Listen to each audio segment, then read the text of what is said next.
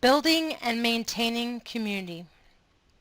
As addressed in Week 1, colleges and universities desire to engage their communities and contribute to social change.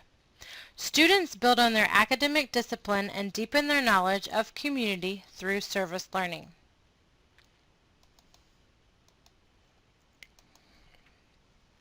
The benefits are reciprocal to all parties and stakeholders in the partnership. The community partnership varies by the community. Typically, the partners may include community organizations, businesses, governments, and social services that come together to provide services to the community while addressing the educational needs of the students. There are two broad categories for community-based learning environments. One is direct service. The other is project-based learning. In direct service, students work directly with persons who are served by the organization. Tutoring middle schoolers would be an example of direct service.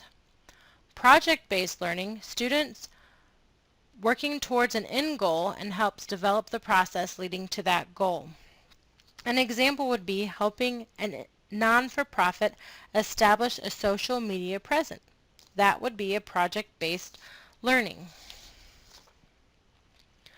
To ensure that all of the stakeholders benefit from the partnership, the Community Campus Partnership for Health established these principles for effective partnership. Take a look at the list. Which would you think are the most important? Students engaged in the community are both workers and learners. In the partnership, students have both rights and responsibilities. The student has the right to understand their role and the parameters in which they are to operate. Students have the responsibility to make good ethical and legal decisions. Students have the right to negotiate their schedule and the responsibility to manage their time according to that schedule. The community organization has the responsibility to provide a good learning environment and to support the educational goals of the partnership.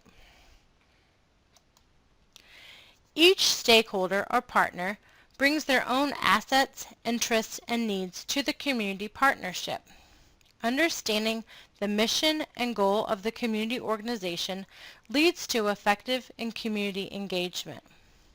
For service learning to be most effective, all stakeholders should be transparent about the assets that they bring, as well as the outcomes that they desire. All collaboration is rooted in human relationships, and challenges will arise. In communication, we have certain intentions that we hope to communicate. However, we may fail sometimes to have the impact and the intent that we desire.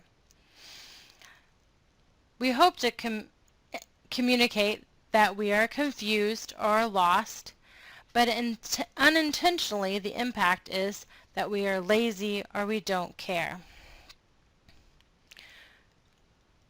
Through service learning, students learn how to communicate more effectively, and the end goal may be different as the perceived end goal. Each person is in control of how they react to the choices and whether or not they allow those outcomes to further their own learning. In conclusion, students can be prepared to be fully present in the work that needs them to bring it to fruition. Through service learning experiences, they can learn what they can, reflect on the meaning of the experiences, and hold on to a deeper capacity to understand.